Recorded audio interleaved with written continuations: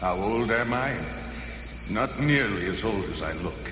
Been that way ever since that night when my hair turned white. That night?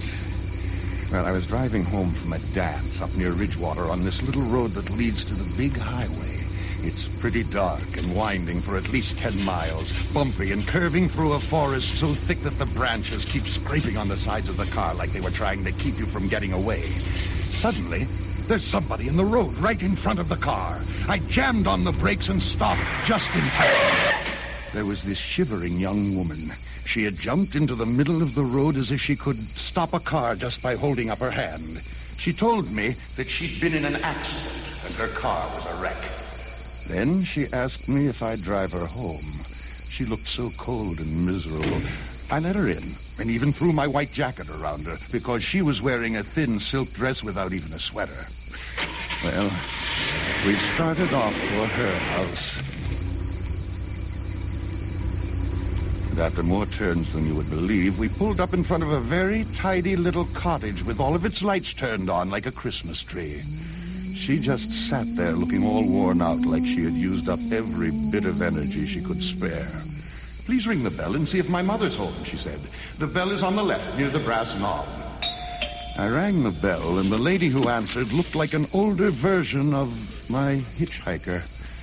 Before I even had a chance to speak, she said, "Don't say a word, just come this way."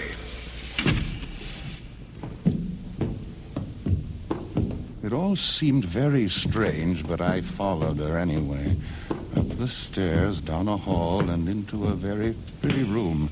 A girl's room, I could tell. And on the table by the bed, there was a picture of a young girl. It was my hitchhiker. But all around the picture, there was a black border. Then the woman beckoned me to follow her back downstairs. I followed her down the stairs, out the door, and past the car. There was nobody in it. We walked a little further and came to a little private cemetery with a grill-work fence around it. We went in and stopped in front of a grave that looked newer than the others. The woman pointed to the grave and said, "My daughter. She was killed in an automobile accident last summer, and every night some stranger brings her home again." Well, I was terrified. I turned away and left her there, but not before I noticed something sticking out from under the gravestone. I ran to my car and drove back home as fast as I could. It wasn't until I was in my own house and in my own bedroom that I discovered that my hair was white. Pure white, the same color as my jacket. That's what was sticking out from under that gravestone. Just like it had been there ever since the grave was first